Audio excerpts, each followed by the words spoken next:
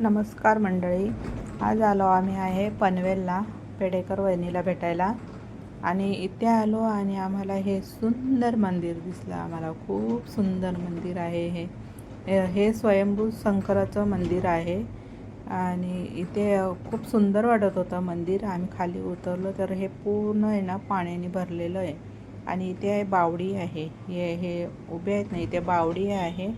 बावडीतून असं ते तिथले तसे लोक म्हणतात की हे बावडीतून पाणी वर येतं म्हणून आम्ही तिथे विचारत होतो त्यांना की पाणी कसं काय येतं, म्हणजे पावसाचं आहे की कसं काय। तर ते म्हणाले की नाही, हे बावडीचं पाणी आहे, हे बावडीतून पाणी वर येतं, पूर्ण मंदिरामध्ये पाणी येतं।